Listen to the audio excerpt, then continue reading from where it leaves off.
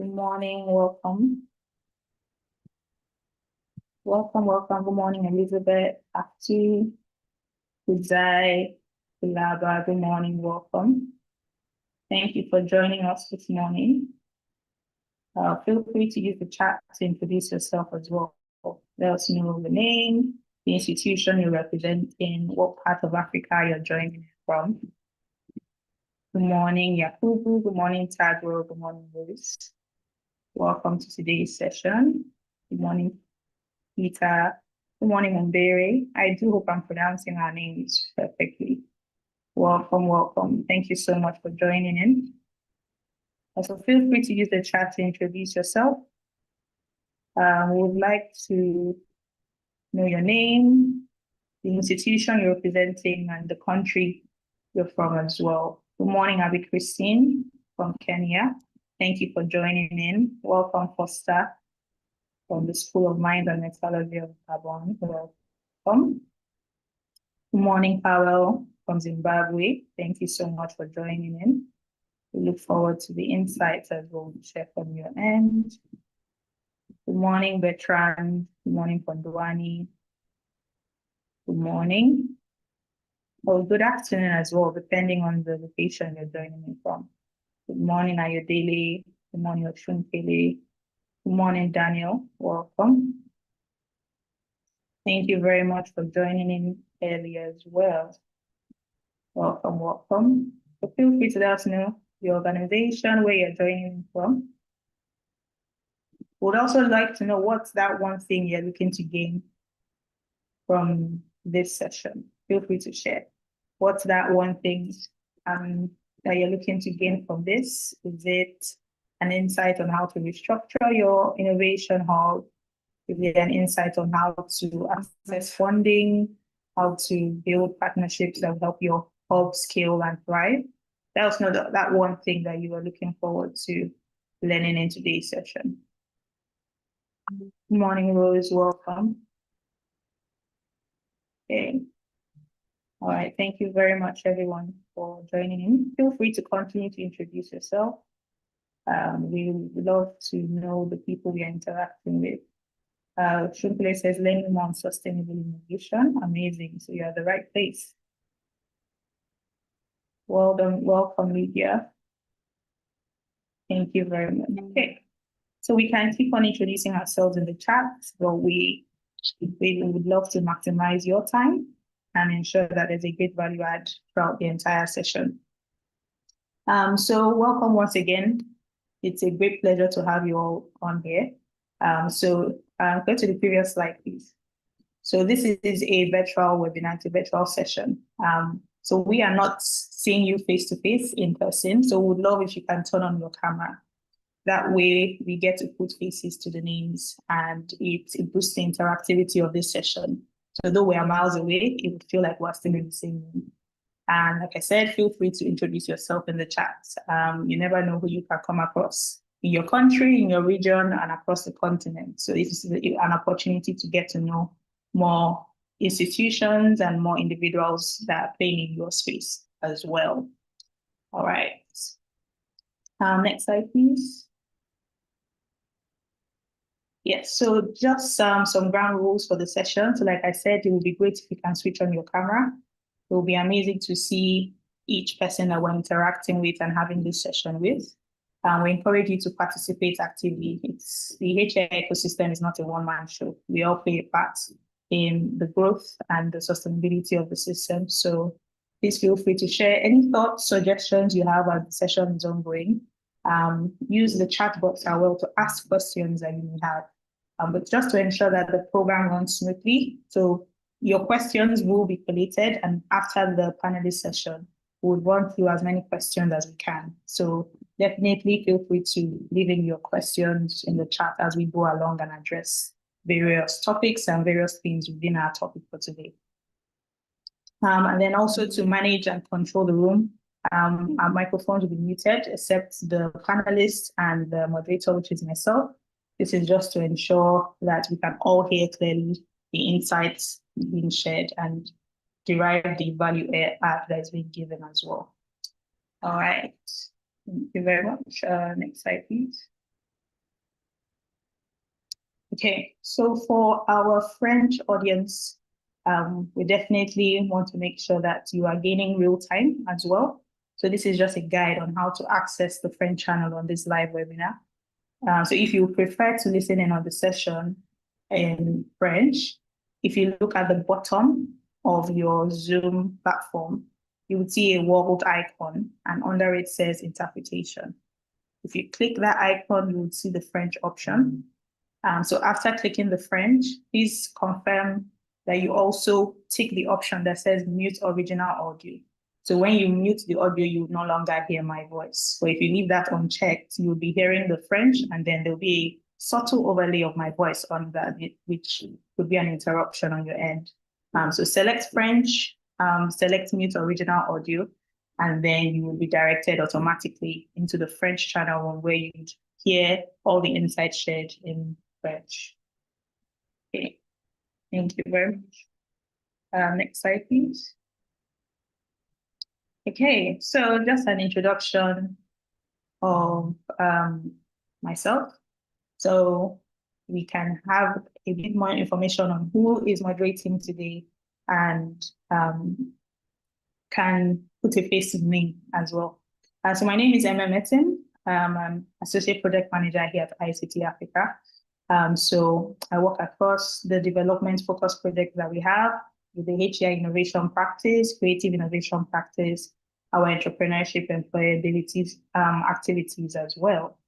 So over the years of work so far, I've been able to use the work done, research, program design, to offer high impact projects, and been able to serve over 8,000 entrepreneurs from across 45 African countries. So it's my great pleasure to be here moderating this session, and I look forward to the value add that we're about to have a deep dive into.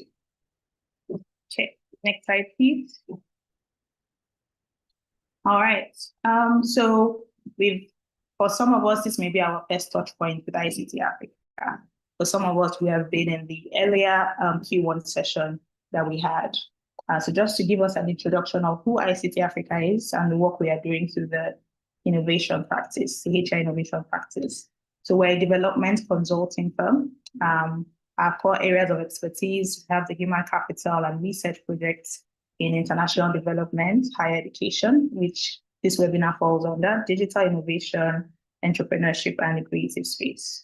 So we've been operating for over 12 years. We've been able to train over 8,000 people, 70% of this being women. In addition to training and business development, we've also offered funding to entrepreneurs to help them scale and grow their businesses. Been able to impact over 200 HEIs, and been able to do this across over 50 African countries, just showing the Pan-African approach that we have to playing a role in the development of Africans, and then specifically within HEI institutions as well. Okay, next slide, please. All right, so specifically going into the HEI innovation practice.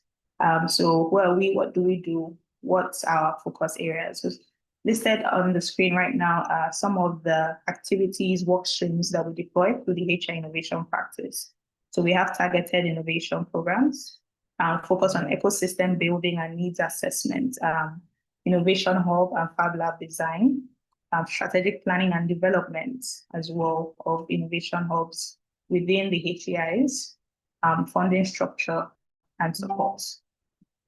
So we're aiming to more or less be a support system, end-to-end support system for higher education institutions across Africa, and empowering them to be able to drive innovation and entrepreneurship at any scale for their students and for the youth within their organizations.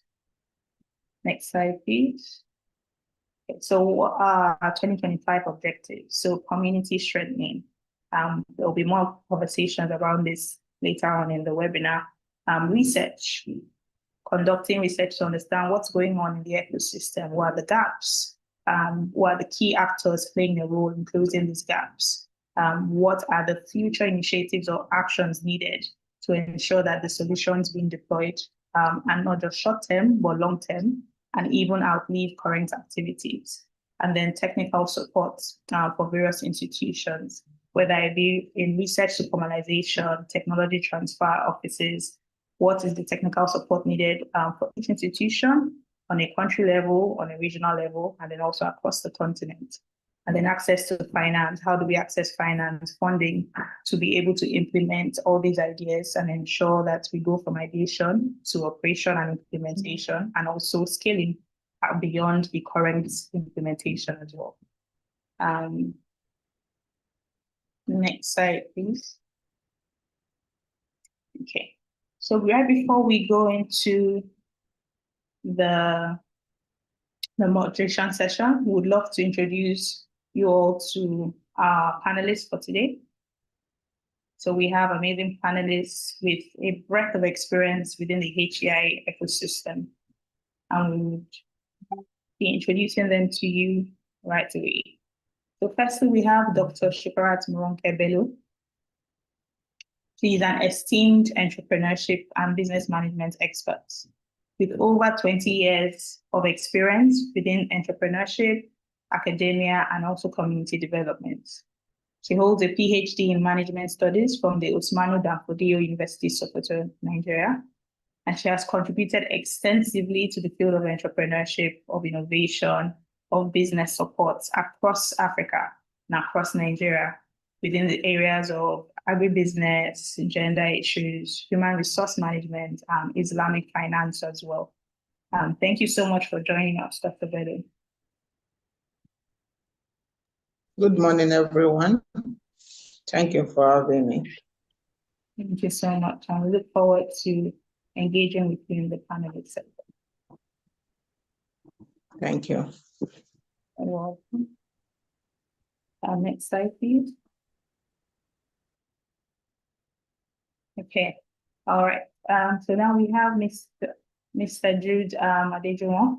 So he's the lead of CcHUB Namibia and also the higher education innovation practice at CcHUB.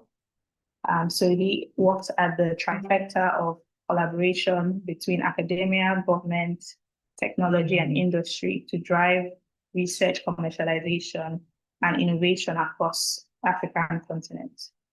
He has a background in public policy and governance, and with this expertise has been able to collaborate with organizations such as the UNDP, UNESCO, and Nigeria's Federal Ministry of Communications and Digital Economy.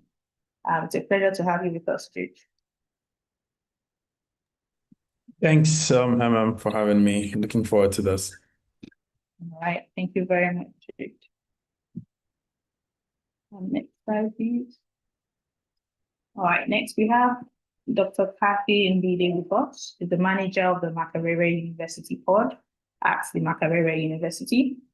So she's a researcher, mentor, coach in entrepreneurship, trainer, and an innovation management expert with over 20 years of experience and has worked on various interventions across the continent as well as in Europe.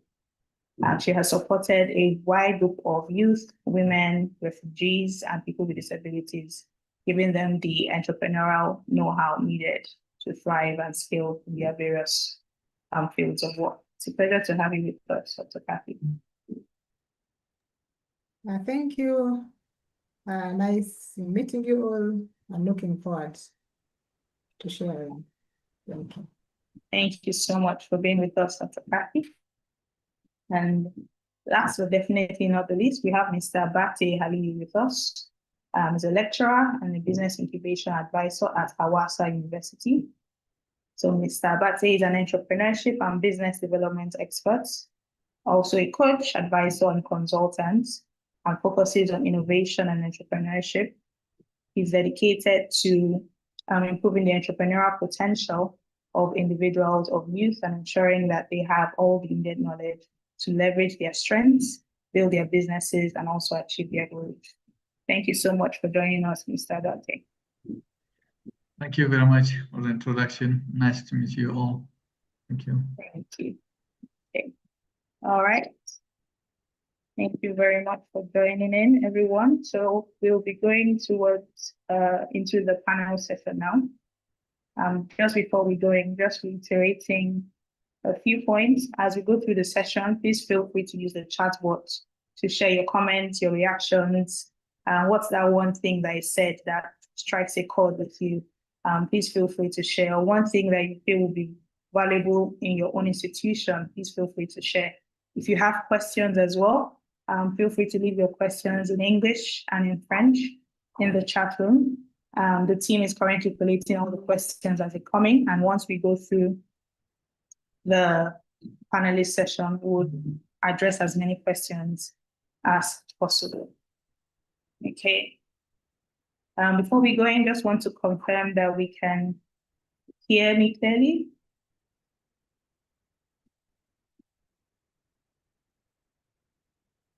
Okay, and see Rose nodding. All right, if at any points there are any issues hearing, please feel free to let us know via chat as well. Okay. All right, thank you so much for joining. Okay, so we are looking at the topic of how to structure and sustain innovation hubs within our higher education institutions. As we know, the African youth is growing at a positively alarming rate, so let's say. So there is a need to ensure that we equip the African youth with the skills, the knowledge, the know-how to ensure that they're entrepreneurial.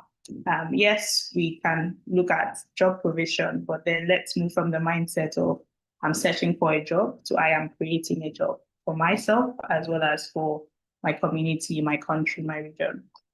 So now we're looking at how can innovation hubs within HEIs be structured to be the knowledge providers to these African youth in funding, in partnership, in actual organizational structure. What's the best way to set up an organization to thrive, and also not just thrive in the short term, but ensure that this is sustainable.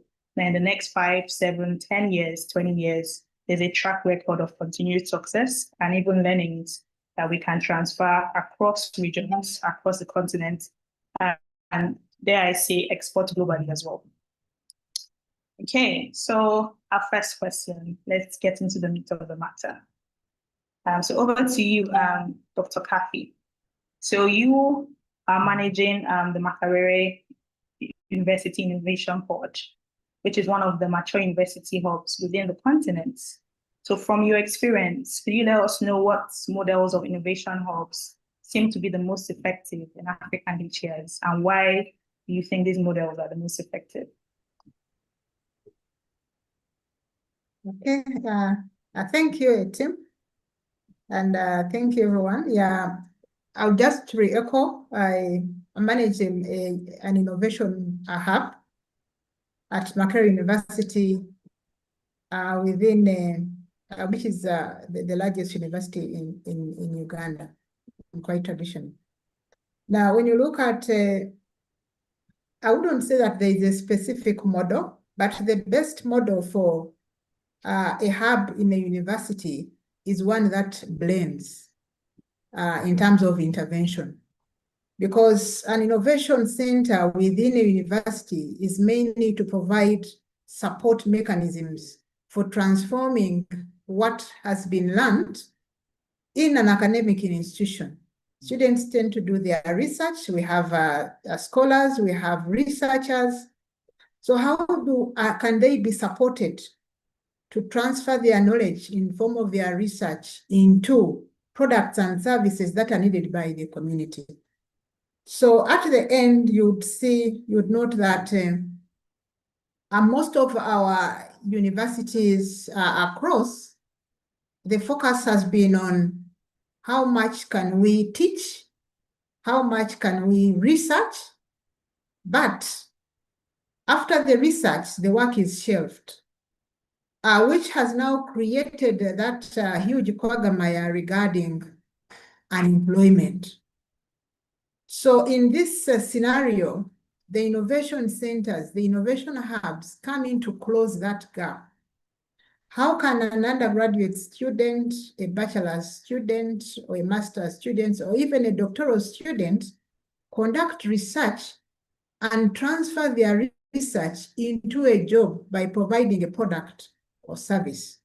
Now that calls for commercialization, that calls for support, that calls for partnership, that calls for the need to have systems and structures that can support these researchers, these innovators, to be able to move their ideas and develop products or services that can actually be created. So at the end, we shall have companies created. That will be the ultimate goal. We shall have jobs created. We shall have employment opportunities at all different levels, whether it is in humanities, whether it is in the science area, whether it's in technology or engineering. So for me, I think an approach of a blended kind of innovation center that provides training, that provides incubation, but the ultimate should be the decent employment for all those participants within these spaces or incubators, innovators, and researchers. Yes, thank you so much. All right, thank you so much, Dr. Cathy. So from what you've said so far, these innovation hubs are the middleman between research and ideation, and then business implementation, as well as employability, entrepreneurship. Just having a deep dive into your expertise with Makerere University. So what would you say was a turning point in going through that blending process or that blending structure? What was that one thing that made a difference within the innovation hub? Was it, okay, within the humanities sector, for example, was it attaching a training bootcamp to a lecture session that is being done? So they have the theoretical, and then they come into the innovation hub and go through a bootcamp series of, oh, we've learned this in our lectures. Now let's have the practical element of taking this idea to a product, to a service that we can actually utilize within our institution and our country. Okay, thank you so much. I think the first turning point is when we celebrated 100 years. And it was one of the milestones that the Vice Chancellor set up this innovation hub.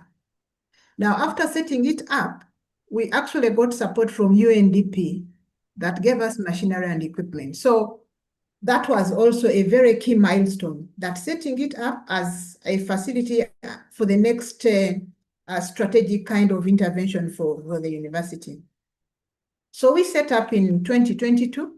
We get a very huge grant from UNDP, and then we're able to even set up spaces where students can come in. We have a 10-maker space, ranging from, and it is a multidisciplinary space.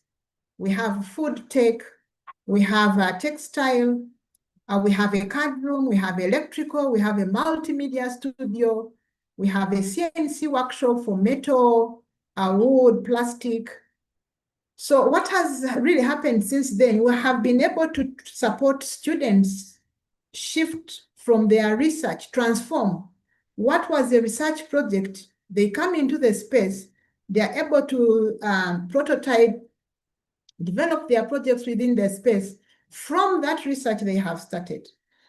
And by last year, we were able to have 5 companies that have been created, which is really a very huge milestone. I'll just mention just a few of those. One of it was a student who was looking at developing an irrigation system to support small farmers. And currently, we've been able to register the company. The student is employing over 5 staff. And I think 2 months ago, was able to get a government project to implement in one of the regions. Now, that is quite impressive, of such a space to be able to see how transformation can take place from what was a student's research to now a company which is employing. So this student is not looking for employment. But along the way, the other key aspect that comes out is we do provide for intellectual property protection along the way. And we also do resource mobilization to get them some small funds sometimes, once available, to be able to take off. We also have a student who has developed, this is from a pharmacy student, who has developed a treatment for malaria. And end of July, we are concluding the clinical trials. So we have been able to support in terms of the legal aspects, the regulations, because a student will not be able to access a fund to conduct clinical trials. But through that support, we are able to write them letters, meet some of these offices. So they are able to conduct this, but then develop a product. So out of this, we have also been able to register a company, which is going to start the production upon the approval from the Ministry of Health once the drug is actually out. Then the other has also been able to retrofit, turn maybe what was, or build electric bikes, but using the same space. So it comes along with, do the young people, do these students, can they have spaces with machinery, with equipment, with consumables, with resources to enable them move to the next level, or maybe see their dreams come true? So it is our biggest achievement is being able to start to register companies and protecting some of those ideas where we have some trademarks. We have been able to have some patents along the way, not yet concluded, and maybe some copyrights are registered. Yeah, thank you so much. All right, thank you so much, Dr. Cathy, for sharing the amazing hearing of the testimonials of the companies that have been birthed from the Innovation Hub. So saying a massive well done to you and your team. That's no easy. Thank you so much for sharing. Okay, Dr. Bello, so would like to hear your insights. So we'd like to find out from your expertise in innovation, research, and teaching, what would you say is the biggest challenge that Nigerian HEIs have in embedding innovation into the academic fabric of institutions? And how have you approached that clash within the Bayero University as well? Well, thank you. Obviously, there must be challenges, but seeing how to overcome them. I think for me, the biggest challenge has been the policy. The policy and legal frameworks do not speak to each other. For example, at national level, the policies are for, governments are looking forward to creating employment. And, in an academic institution, we have a slogan, okay? You publish or perish. Now, public or perish does not align to incubation and enterprise generation. So which limits some of the resources. So what we have done is to come up with some policies that would work for us. I just want to share a common policy where we have a fees policy, and we are not supposed to get, say, students to pay for these services. So in that scenario, if they developed a product within the space, so then what happens? When you look at the existing research policies, they favor you into getting a grant. Now, in the innovation space, you have a student who is actually starting a company. The next question is, who owns the company? Is it the university? Who owns the patent? Is it the university? So with such clashes, we have tried to review some of the policies and also develop policies that are now favorable, though the process is still ongoing, to be able to develop some of the policies that can work. Thank you so much. All right, thank you so much for sharing that insight, Dr. Cathy. Thank you very much. Dr. Bello, confirming if you're with us. Seems you're freezing on my end. Yes. Good morning once again. Thanks you for having me here. I would like to start that the Bayero University.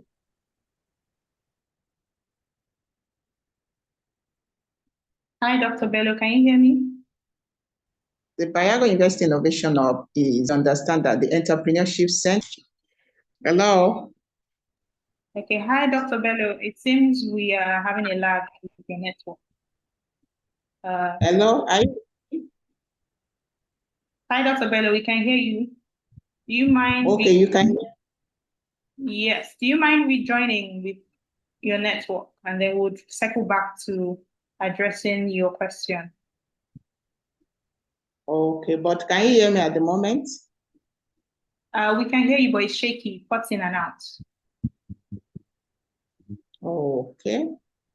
So let me get an alternative network. Looks like it's stable. All right.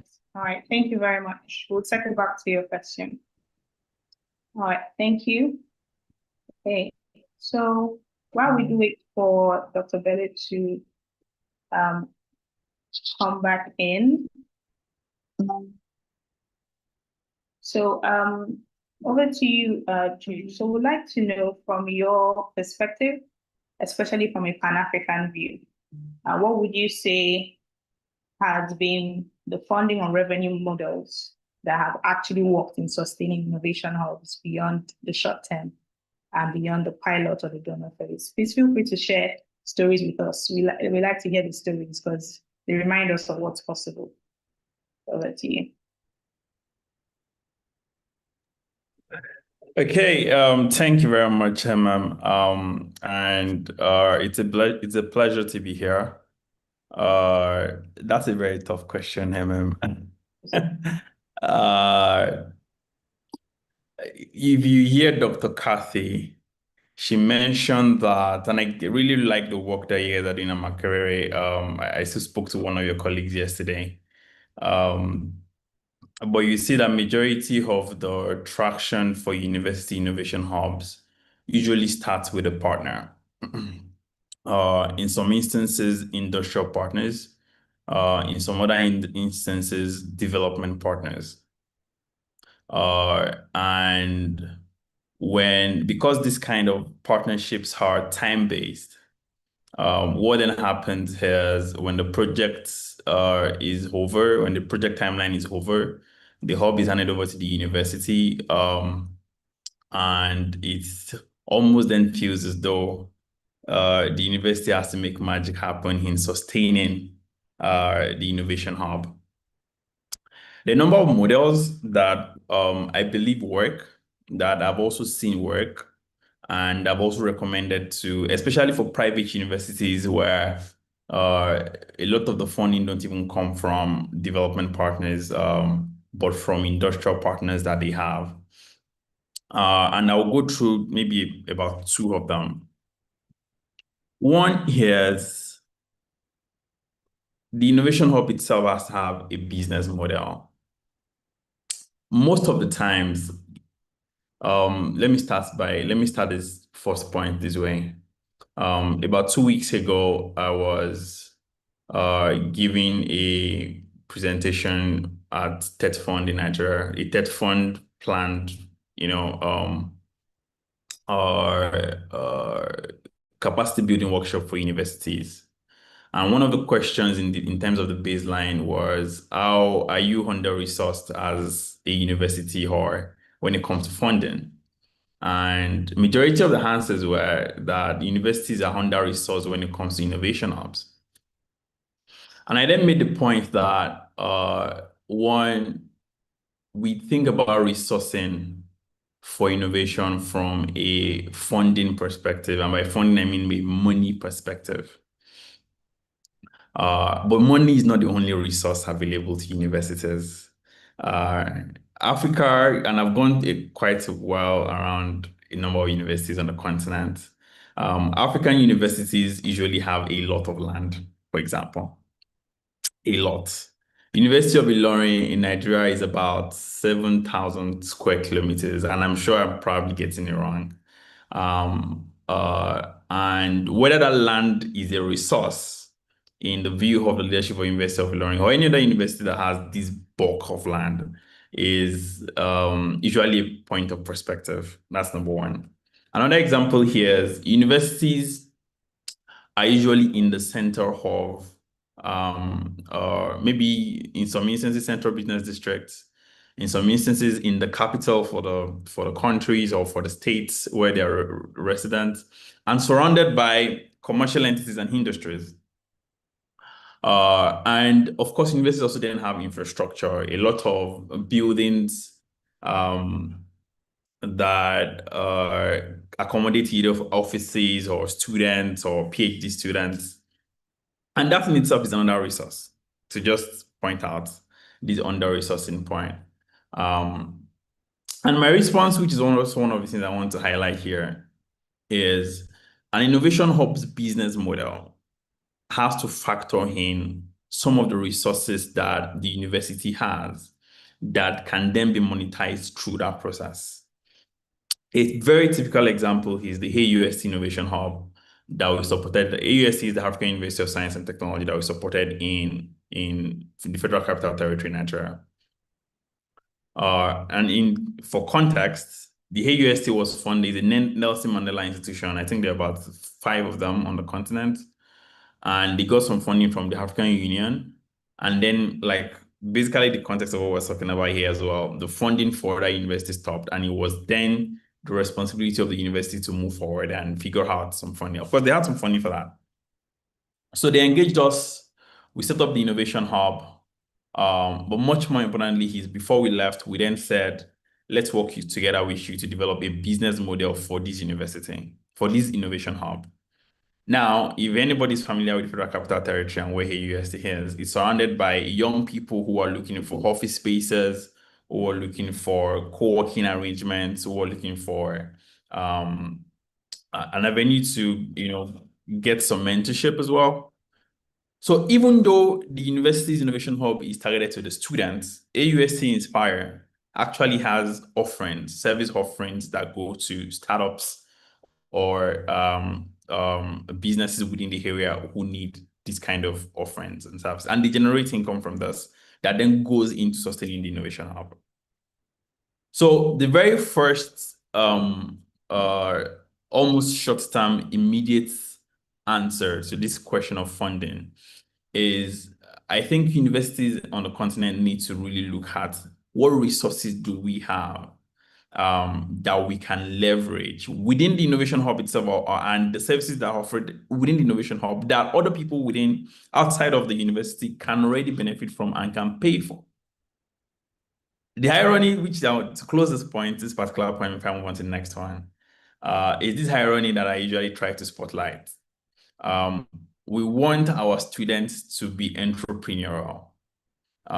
But we ourselves as universities, if I put us together now, also have to be entrepreneurial. An entrepreneur will look at what resources do I have, what opportunity exists, and how can I leverage these opportunities based on the resources that I have to generate value and then get some value exchange as well. So usually my first point of call is to point out these perspective on resources and the need for universities to have some entrepreneurial spirit and act accordingly as though the university itself is an enterprise that is looking to create value within the university. That's the first point. Second point is something I usually try to spotlight every now and then, especially when it comes to innovation hubs. The role of a university as an entrepreneurial institution in terms of, let's not just support students to get knowledge and certificates so that they can graduate and go and work in industry. But then also now saying we now have a role to ensure that we are supporting industries outside. I'm sure there's the convention around industry academia linkages that we're all familiar with. But also to support the students themselves to be entrepreneurial. Really kicked off as a non-traditional role for the universities. This is not what usually university, or let me say in the design of what a university is, until very, very recently, starting with the Bayero Act in the US, where universities then had the ability to be able to commercialize the knowledge that was produced from research within the universities. To be able to capture this value, you then have what you call intellectual property policies that universities already have and engage in. I can guarantee you today that, or maybe let me not say it this way. Majority of universities are leaving money or funding on the table based on the kind of research and the kind of innovations coming out of their universities. So you see these students or this student team that has been a part of an innovation program or an incubation program, maybe funded by a development partner or an industrial partner or not. They've developed this beautiful innovation, right? And they are now going out there to get customers. And the only credit that the university gets is this is our alumni and they came out from our innovation program. That's not being entrepreneurial, or that's not ideal. Let me put it that way.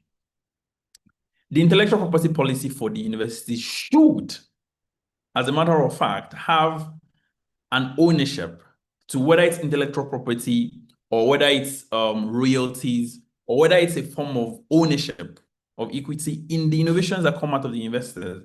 Because the resources that students or researchers benefit from in developing that innovation, right, is a function of everything that the university has, the co-working arrangements, the mentorship, the programming, and one of the things I see over and over again is that there is a lax attitude from universities in order to push this. I mean, this can also be a function of the intellectual property environment within the continent and how, whether it's a function of the intellectual property regime when it comes to the judicial system is weak or not weak, strong or not strong, and that then shapes the perspective of universities when it comes to having an ownership, a stake in the innovations commercialized from the universities, from researchers or from student innovators. And I think that this is a very, very important source of sustainability or funding that required by universities to be able to fund these kind of innovations going forward. So those would be the two major points that I think universities can already start to think about. One in the immediate and one over the long term. Long term because, of course, when you support innovation, you don't expect that, except it's very, very 0 to 1. You get into the market, you get customers immediately, and you're not getting royalties. Let me conclude this point by saying Harvard University has an endowment fund of $55 billion. I mean, this is the richest university in the world, right? And it's endowment from previous alumni who have been there, families who are investing with them. But a sizable fraction of that, fund is also royalties that they get from innovations that they've supported. And that companies like Apple, Samsung, Mbidde even are using to power their technologies. And because those companies sell and make sales and make money, they then get royalties on a yearly basis that goes into funding the next wave of innovation. And I think that our universities really need to get to that point where we're pushing these kind of things forward as well. Thank you very much for the time to share this. Thank you so much, Jude, for sharing. I really appreciate the approach on a short-term basis as well as a long-term, so we can hit the ground running with immediate actions while we simultaneously plan towards sustainable initiatives in the future. Mr. Kim, please, if you do have questions, feel free to put them in the chat box as well. Thank you very much. Okay, Dr. Bello, so over to you.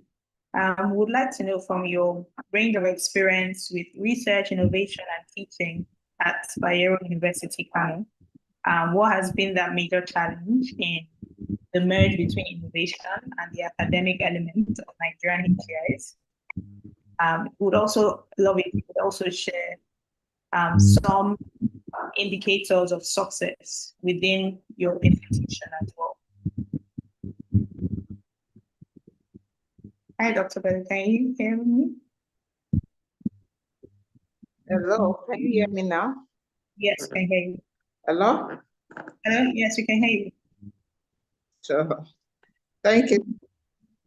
Okay, thank you so much. I think the first challenge we have is that of infrastructure, because even as at now, I'm using two different internet, personal internet, and it's not really effective. So within the university, we have some lacking, though in the Innovation Hub, we have a specific, I would like an internet connection for the hub. We may not really have issue within the hub, but outside the hub, if you want to work in your office or in your hostel as a student, you may be having that challenge. Infrastructure is one of the areas we need to work on. And I would like to say that Bayero University Innovation Hub is not too old. We are new. But one thing I want you to realize that our entrepreneurship center has been there for close to 2 decades. And we have been nurturing students in different areas.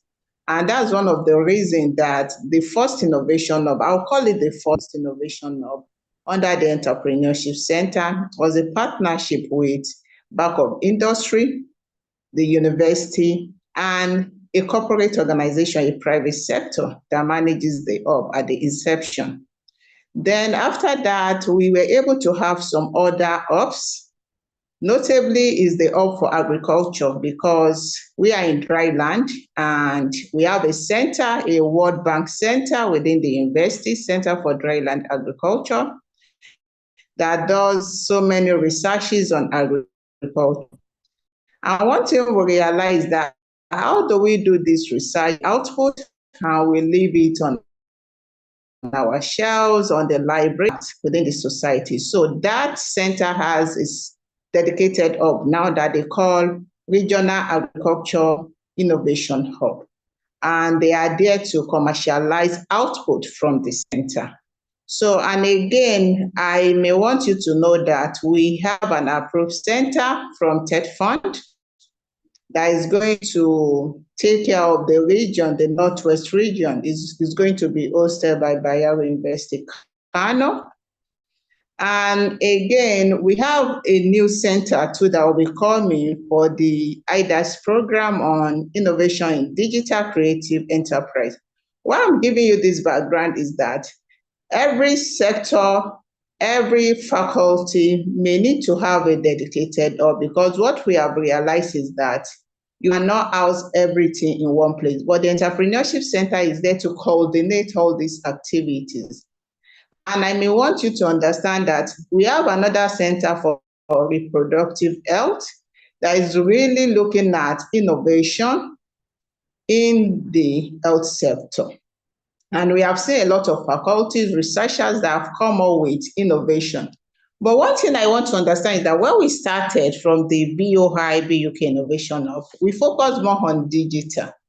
But at the end of the day, we are now examining our model, because based on where we belong, this is northern Nigeria, that may not really work. Innovation is not only about tech.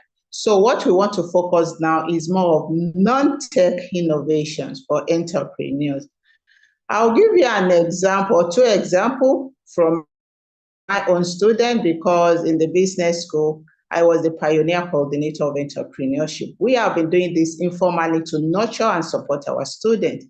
I have a student that is into processing, and now she has really concentrating more now is on tomato, and their market, they are even targeting the south, not even the northern Nigeria, because we have tomato here. After processing, they will take it there. And I have another one in the creative sector. She's a fashion designer. She has identified some areas that we are really lacking in the northern Nigeria, and now we need is funding, because we have a lot to do. This is the most populous state in the northern Nigeria. We have a lot of talents. How do we support this talent? We need funding. And based on what we have at the moment, we have partnered with international organizations, corporate organizations, even institutions, government institutions that are really helping us to support our population. And at the same time, I want us to understand that funding, but we still have this gap between the town and the GAM, between the academia and the industry. I want to use the word trust because it seems there's little trust between the two, because they said academia are just there to write paper and publish, but the industry too, they are not really coming. So we are trying to build that gap, because the model, in our refined model, what we are going to do is about co-creation. These stakeholders, we are bringing them in. Let's diagnose.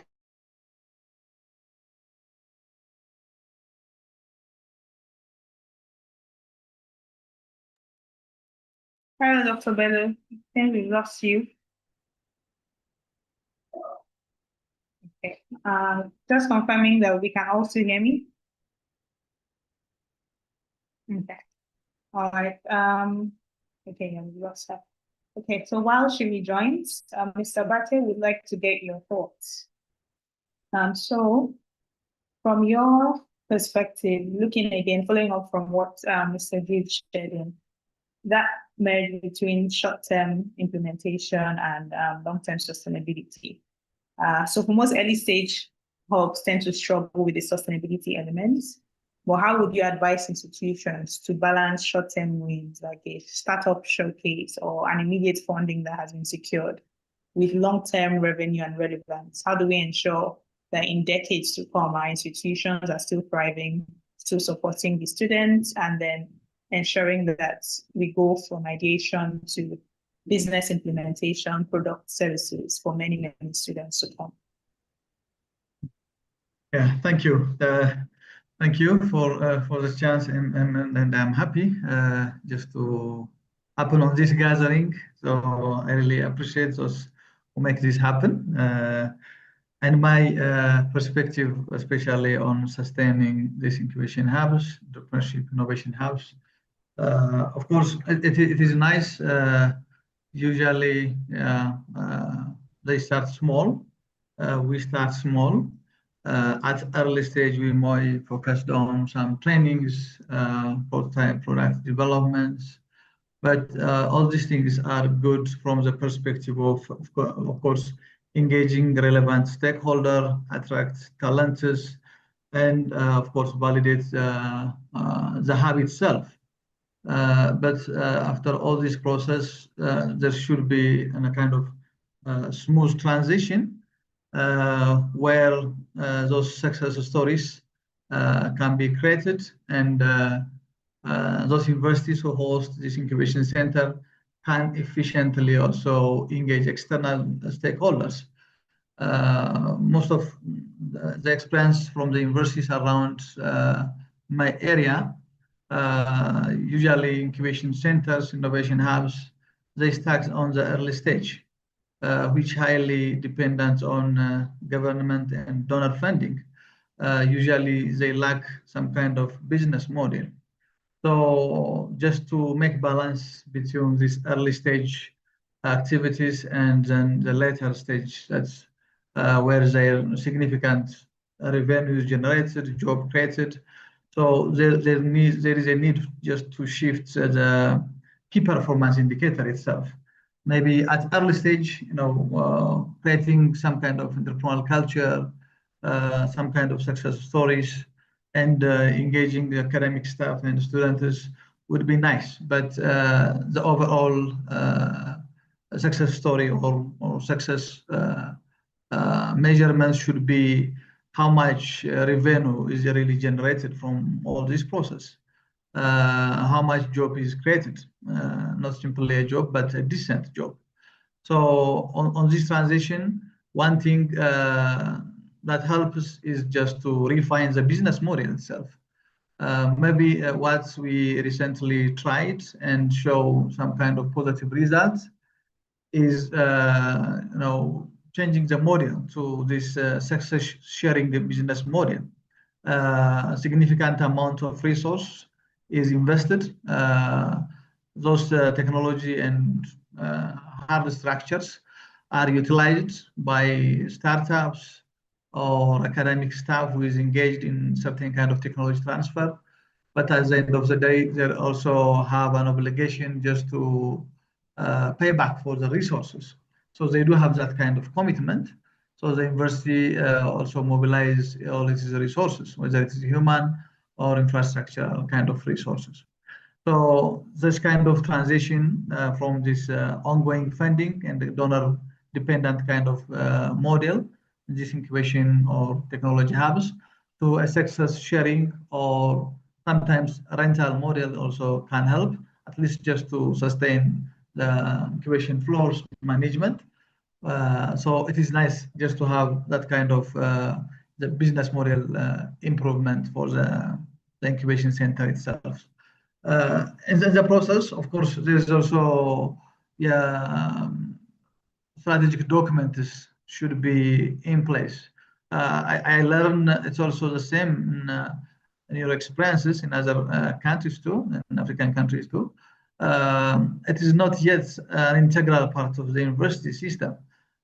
Somehow it operates, incubation center, for example, in our case, it operates for the last, now it becomes a decade, but still it is as side projects, as a center that has not dedicated kind of resource from the other integral part of the university. It is yet recently we conduct a national level document preparation, a guideline preparation, just to have these centers as a part of or integral part of the university system. So where they can access resources to. So such kind of structural changes, documentations, and resource development, of course, most of the incubation facilities, innovation hubs, especially in the university, they utilize resource that's already dedicated for academic researches and teaching and learning process. So there is a need just to establish a dedicated facility. Of course, there are some, but in terms of having a dedicated resource that enable at least some sectors just to up to production of goods and service, we do have that limitation. So we do have a recent attempts of some Ethiopian universities, first generation universities, and there was a think tank forum which works towards the establishment of science and technology park, at least at a cluster level, at the southern and the northern cluster. So universities around a certain cluster come up and just to develop a resource center and as a technology park, those have fulfilled necessary materials. So such facilities will help just to give a dedicated service where we can also then count and just to have some kind of equity and other kind of forms of payback for the sustainability of the center. So I recommend just to promote our key performance indicators, not just to have simply a prototype, a minimum value product, rather just to sell some kind of real products for the real market. Not only government or donor funding, integration of local investors or industry financing and collaboration. It is also another just to sustain our incubation or technology hubs. Yeah, thank you. Thank you very much, Mr. Abate, for that detailed roadmap that you've laid out for all the institutions as well. Particularly, I like the fact that from every conversation, we can see some synergy in terms of the solutions that are needed across the continent. So whether it be the institutions themselves being entrepreneurial, having a business model, assessing the resources you do have, locally, what do we have in terms of whether it be land resource, local investors, and then how do we actually measure success? What are the KPIs? So how do we know that we're still successful in 3 years? How do we know that the businesses we've supported are actually sustainable businesses? Having those metrics would help the organization structure itself to provide the resources needed to meet these targets. as well as ensuring that the entrepreneurs or the student entrepreneurs in this case thrive beyond even just the touch points of interfacing with the innovation hubs at the university. Okay, so welcome back again, Dr. Bello. So we'll be going into the final round of our questions. So just because of time, I mean, I'm listening to all our insights and I'm like, gosh, we could spend 24 hours with just each panelist, not to talk of having all four of you sharing your insights with us at once. But just to maximize our time before we go into questions. So for this next set of questions, if we can keep it within 2 minutes, that would be great. So that we can run through all the questions and then also address the specific questions the audience has as well. And we can provide more context during the Q&A session. Okay, all right. So Dr. Bello, on your end, so we'd like to know how at the Bayero University, how are the success indicators measured within your institution? And even specifically, are there non-traditional success indicators that you look at to measure the evolution of the hub and the work that you do? Okay, thank you so much. We have some metrics we use, and most specifically, how many of these spin-off do we have per year? That's one way of knowing that is our efforts fruitful. At the same time, how many people are we able to train? Because like the ideation program, you need to train staff and researchers on how to come up with ideas. Some of them are talented, but they may not really know the way to go about it. So we want to know how many people are being impacted in terms of generation of ideas. In terms of prototype too, we want to know how many prototypes will we be able to define in a given year. Before we do that, normally we have a KPI on the number of metrics we need to have, and at the same time, our impact within the community. How many people outside the university has really benefited from what we are doing? And we have other training and capacity programs. We normally focus more on women because in this part of the country, women are at disadvantage. They are underserved. So we want to know at a given training, how many women are we able to impact on? And we have the mentorship sessions too. We want to know how many mentors were we able to onboard in a given year and what impacts do they have on the mentees and how many of these mentees have moved from point A to point B. They were able to scale up their processes. Thank you so much. Thank you. Thank you very much, Dr. Bello, for sharing. It's great to hear how you measure the impact, not just for the entrepreneurs and for the institution, but even at a community level as well. Just showing that sustainability, social sustainability element as well. Okay, Dr. Cathy, similarly, we'd like to know how you evaluate success within your incubation pod. And with this success, how do you communicate this value to the university leaders or funders as well? Thank you so much.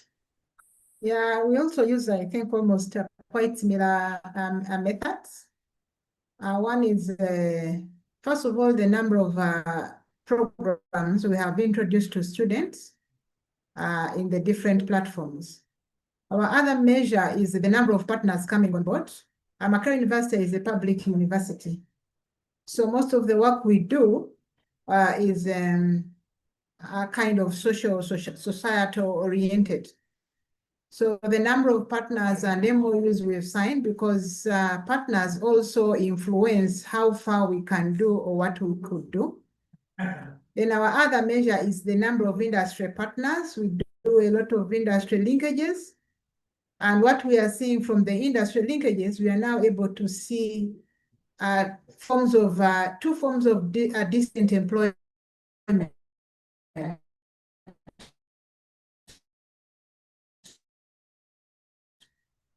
Now, this who have industry to actually develop products for the industry. So it's creating employment. How many students have we been able to channel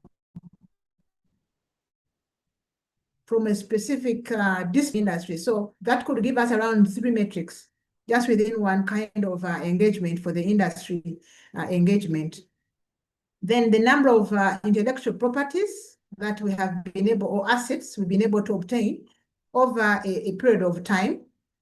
That is also one of our key aspects. Then funds raised to do what we can do.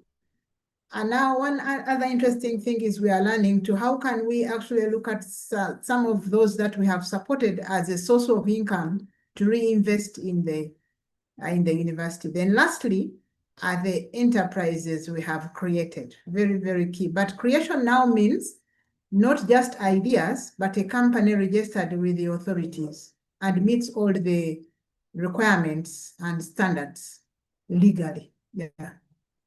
Thank you so much. Thank you very much, Dr. Cathy, for sharing that breakdown. Okay, so Mr. Jude, would like to know from your end the best way to leverage external partnerships. So how can an academic institution partner with the private sector, with the government, with support organizations such as CcHUB without losing their core essence of educational mission to the students? Okay, I said I was going to set a 2-minute timer, so I don't run foul. One of the things that I think that universities are very good at is partnerships. Ironically, I don't think there's any university that we've worked with and we asked, how many MOUs do you have with industry partners? And the list is not more than 40, except it's a new university. The difference, however, is partnerships with industry. Let me start from that, which is, I think, what I'm kind of biased towards. Is usually in at least the ones that I've seen, a corporate social responsibility perspective. In terms of if it's a very huge corporate, can you build us a lab? Or if it's a medium corporate, can you support our innovation office? Or do we have a partnership to ensure that some of our students are doing internships in your organization? But you can go beyond that because private sector partners specifically want to make profit. And if you think about private sector perspective from a profit-making angle, a lot of what currently happens within the university when it comes to knowledge production or research can actually support these private sector companies to either cut costs, whether it's a new methodology that's helping them do what they're doing much, much better, or open up new markets because there's now a new innovation somewhere that's opening up these new markets for these private sector companies. So my answer in terms of private sector companies would be to deepen the partnerships with, even if it's just already existing private sector industry players that you already have MOUs with. In terms of, I've now run 2 minutes, please give me 1 extra minute. In terms of entrepreneurship support organizations and development partners, one way that I've seen to work is when it is very, very clear. For example, let me use Bayero University, for example, with the Unipods and HEIs. It was very clear the value that Bayero University would bring to the objectives of those programs compared to probably any other university in the North Central, in the Northwestern region. And I think articulating, and this is a very strong point I want to make, articulating a competence area or a value area from a university is usually very, very critical when working with development partners. So if UNDP, for example, want to set up Unipods, right? The number of criteria that they have in saying this is the kind of university that we're looking to work with. And if any university is able to say, this is exactly what we have, this is what our student base looks like, this is what our research competence area looks like, and it is already well articulated, then it really becomes easy to work with these kind of development partners. And again, it goes back to the point I made earlier that entrepreneurial universities, or our universities have to become entrepreneurial universities in terms of articulating what value proposition they are bringing to the table. For organizations like CcHUB, and I imagine for you guys at EyeCity, it's usually a question of support. We want support as much as possible, whether it's in technical competence or whether it's in capacity building or whether it's in supporting innovation programming as well. Our doors are always open. Thank you. All right, thank you very much, Jude, for sharing. We really appreciate the insights you shared. And we also look forward to a stronger ecosystem, even as people connect beyond this webinar as well. Okay, let's also stay tuned for how we can also connect as well. Okay, so Mr. Abate, from your end, we'd like to know, yes, we're speaking about the work the institutions do and how to best structure for sustainability. But what roles would you say students and faculty have in actually sustaining innovation hubs? How do we move beyond token participation and actually getting these two parties to have skin in the game?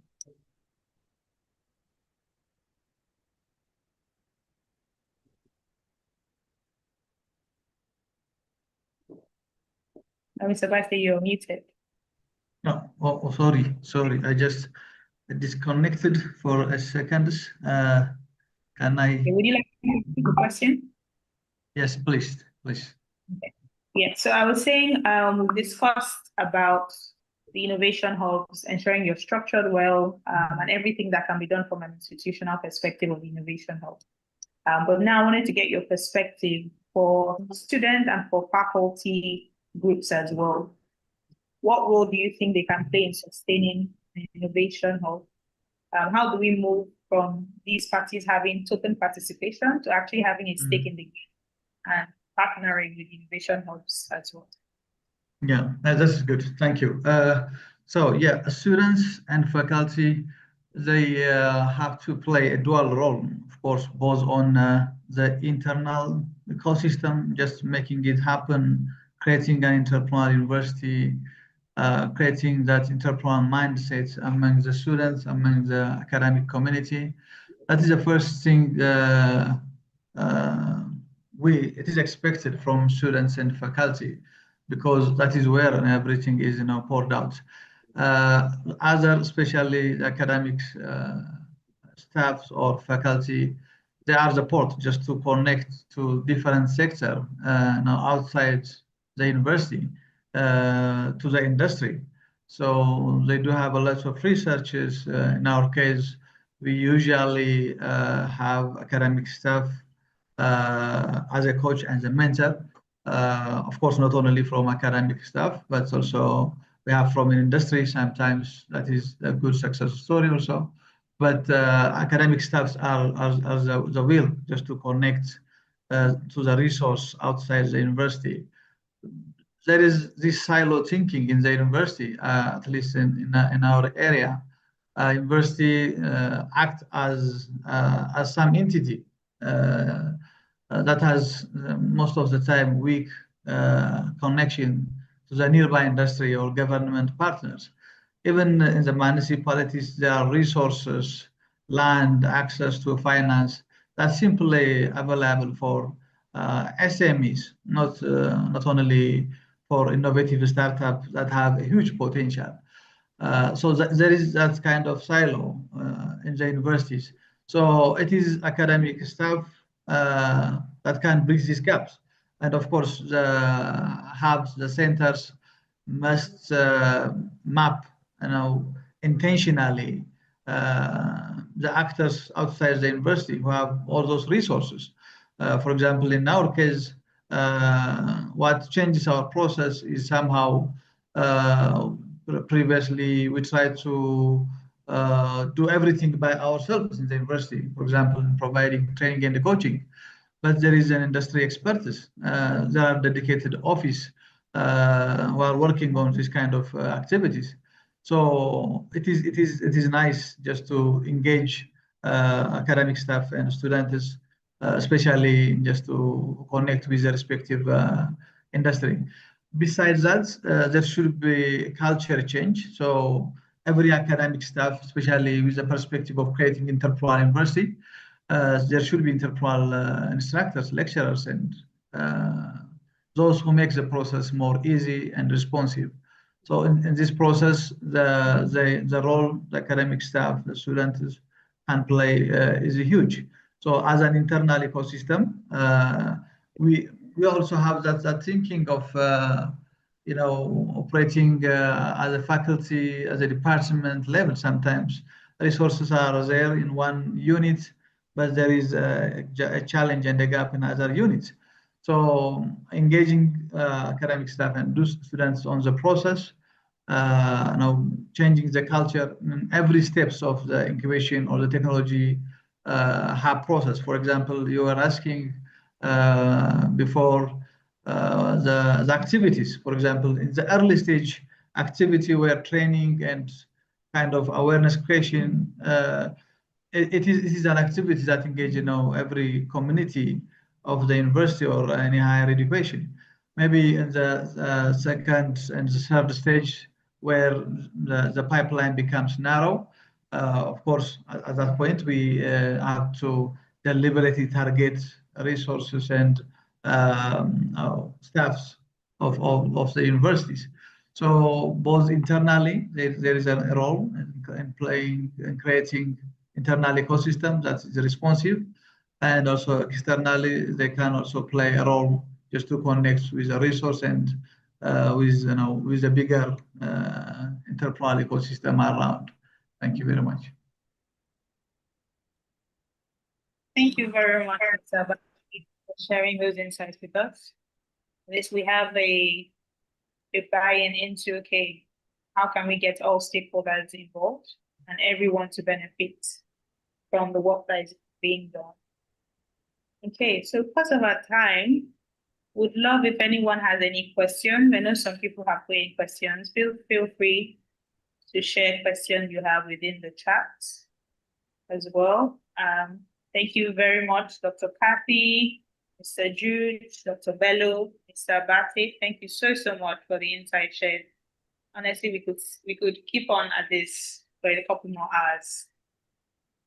So thank you so much for your time. Thank you for the value that you've given to us today. Thank you for the insights you shared from your institution, from a country perspective, regionally, across the continent, and even globally. Thank you so much. Okay, so we do have a few questions, and a number of us have asked for contact information of the panelists, and that has been shared via the chat as well. So while we wait for additional questions, Dr. Cathy, we have some questions specific to your institution. So just direct that to you. So regarding the innovation support that is offered at Makerere University. So we have two questions. So firstly, in terms of incubation, you incubate only university students, or you're open to community members within the country? And then secondly, your support in terms of research to commercialization, is it only limited to the science field, or you're open to other fields as well? Well, thank you so much. Yeah, Makerere University is a public university. I'll re-echo that. So we support students, staff, and the community. So, and we have actually had several projects that we have been able to incubate that are not university students. One of the examples I gave is a school dropout who we've been able to support. So the Innovation Center is at the center in terms of our ecosystem. As you walk in, we support you with our technical expertise or even link you up with. So we support every individual. We've also supported Africa. We have hosted over 23 African countries at the Unipod for benchmark purposes. So we are a Pan-African kind of a center facility. Yeah, and still the second question was research to commercialization. Is it for only science? No, this is innovation. Innovation comes from everywhere. In the introduction, I mentioned that our facility is a multidisciplinary facility. You'll find an artist in the space, you'll find an engineer in the space, you'll find someone from education, a social scientist. So for us, it is how to support you to rethink your ideas from research to commercialization. How do you turn around that research you're working on as a student from any discipline, whether you're a lawyer, to either create employment, self-employment, or we support you into formal employment and link you up, develop product services. You can innovate for an existing enterprise or company, or you can start your own in any of those areas. So that is how we streamline our support. So anyone, it's a multidisciplinary facility. Thank you so much.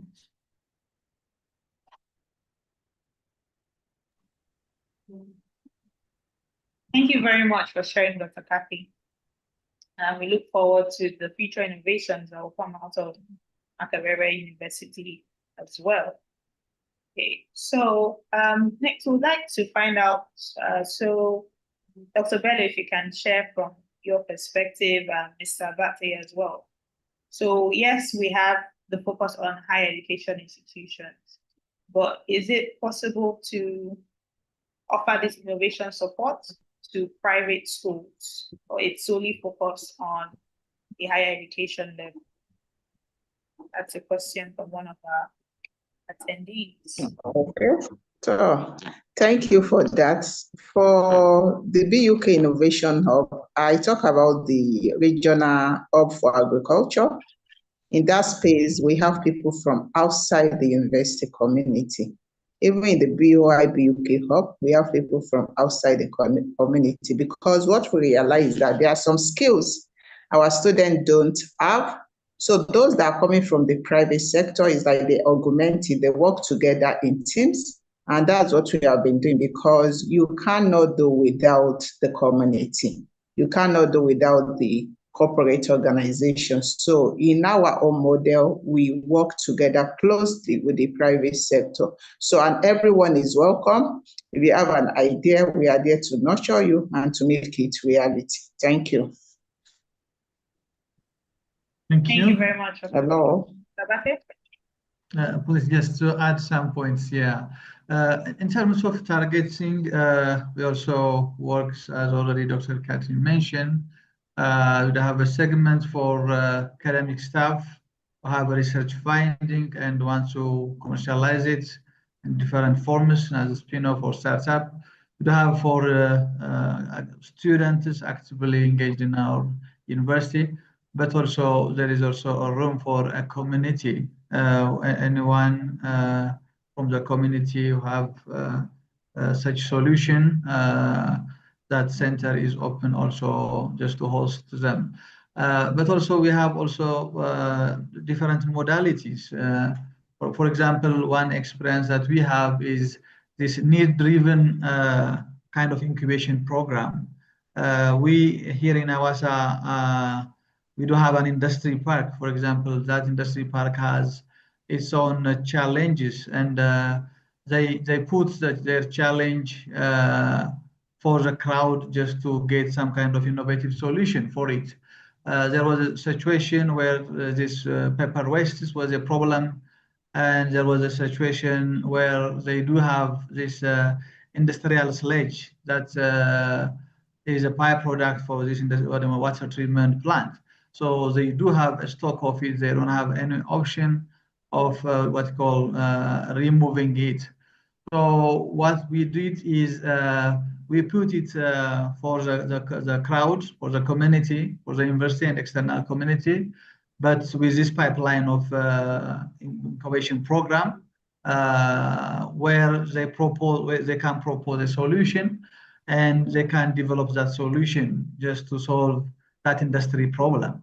So by this model, we try to put on the table the industry's problem, and we onboard the crowd through different calls where they propose a solution. So yeah, by doing that, we try to make ourselves relevant for the industry, and also the industry also have their own contribution on this process. So this is the experience that we have also in our side. Thank you.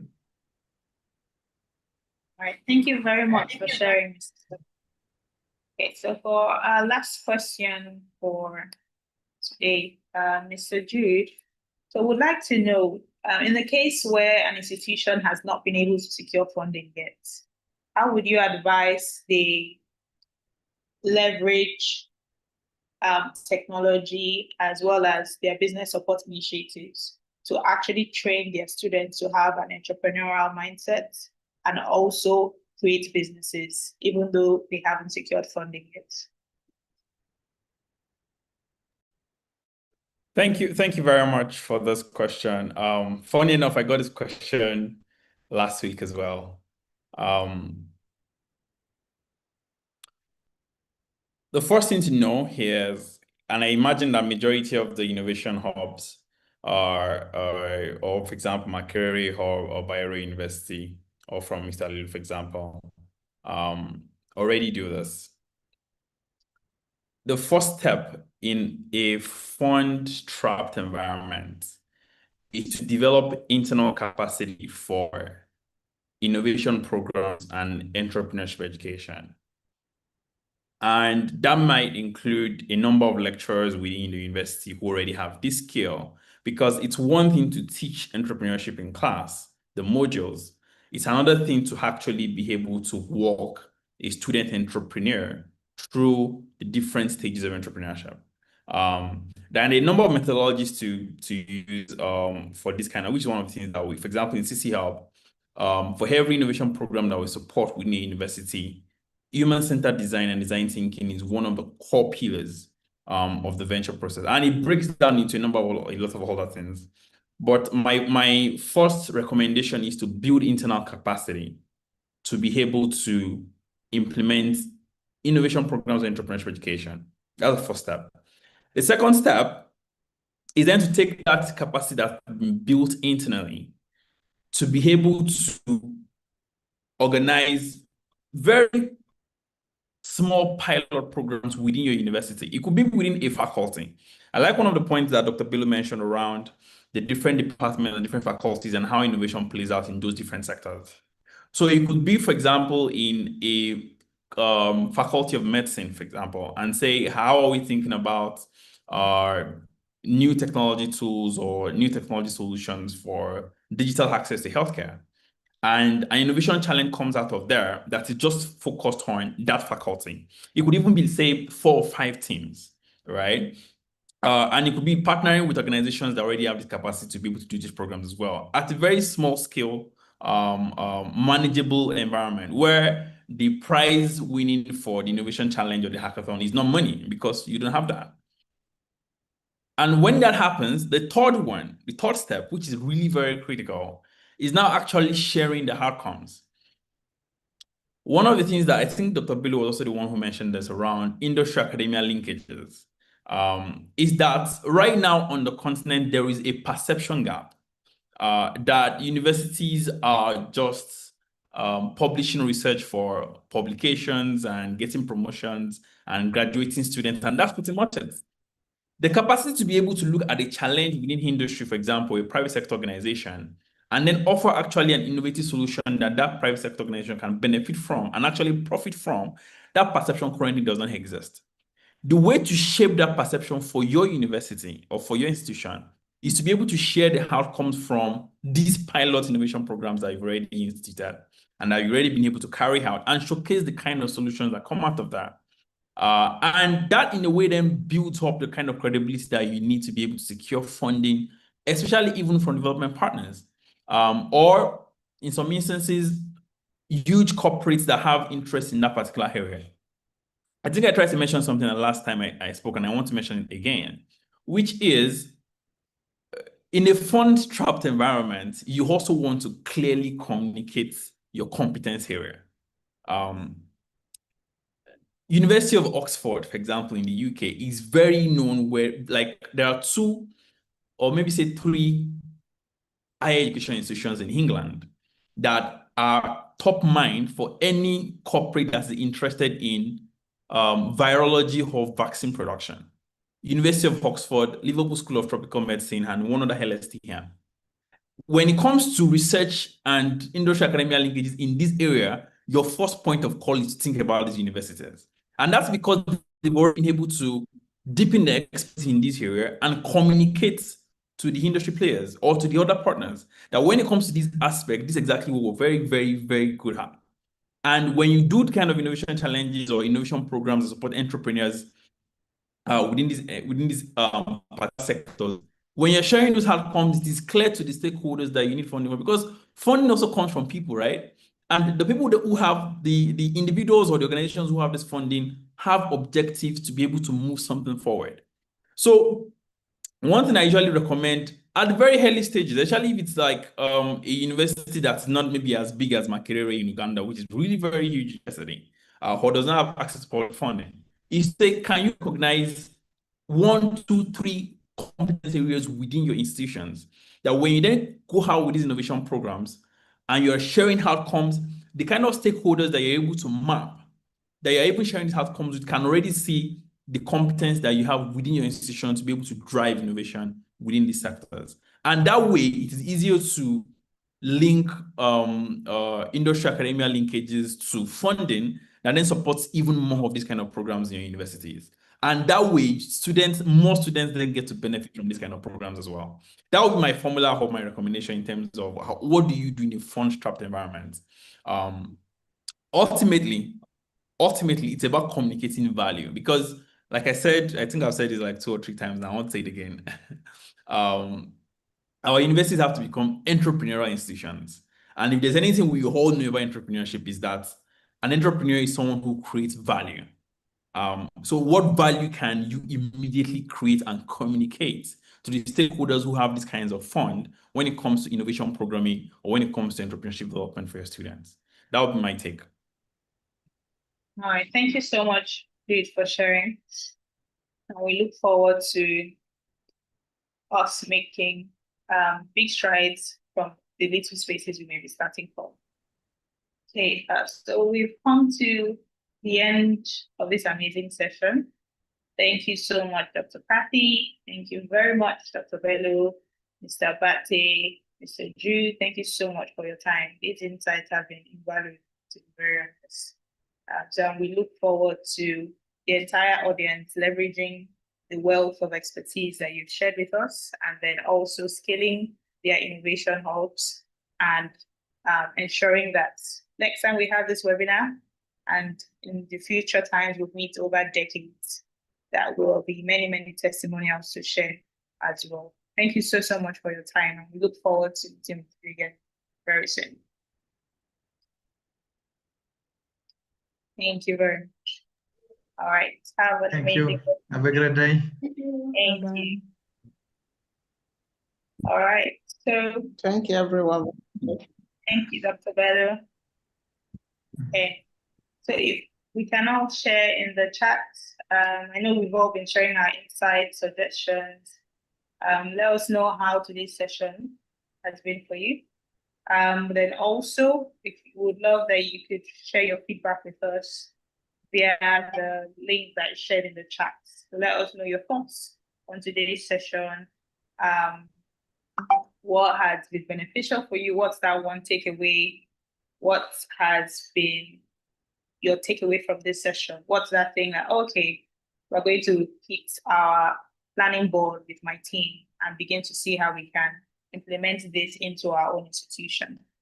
So the feedback form is shared in the chat. Please feel free to share as well. Additionally, we all know that we cannot thrive in silo. So we'd like to also invite you to join the Ignite HEI community. So the form to be onboarded into that community is also being shared in the chat. So let us know how you'd like to plug in.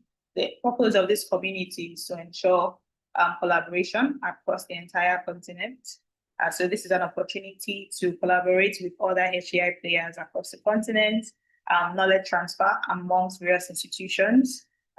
What may be a strength for you may be a weakness for another. So ensuring facilitating that knowledge transfer ourselves as well within the EyeCity HEI innovation practice, providing the support needed for various institutions, technical support, advisory support, as well as collaborating with our development partners to implement more programs, more webinars to provide support to HEI institutions across the entire continent.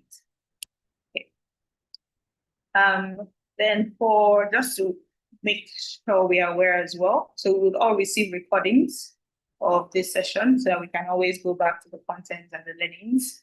In addition to that, we'll also reshare the feedback form and the community form as well, so that you can share your feedback and also be part of the Ignite HEI community. Just also something to keep in our awareness for future. We do have a bootcamp upcoming, a HEI bootcamp. So it's a tailored bootcamp for offering insights and values to the HEIs within our network, as well as HEIs playing across the entire African continent. So this is also another reason to join our community, so get that early bird access information to this bootcamp and the other opportunities that we have in the pipeline. Okay, thank you so much everyone for joining in. Dr. Michael, thank you for sharing your feedback. We really do appreciate it. Thank you very much, Noah, for sharing your feedback as well. Thank you to our panelists. Yes, they were truly amazing. Thank you very much, everyone, for joining in. We appreciate you spending some of your time with us, and we look forward to continued collaboration, continued conversation with you all in our community and in future programs we have in the pipeline. Thank you so much, and we're wishing you an amazing rest of the afternoon, an amazing rest of the day from all of us at the EyeCity HEI Innovation Practice. Thank you so much. Definitely with you on that, Noah, we're working on it. Definitely to as many universities as possible. Thank you very much. And also feel free to also be in touch with us at HEI Practice at EyeCity.Africa for any collaboration opportunities you have in mind and in any way that you need support from our practice as well. Thank you very much, everyone. Have a great rest of your day.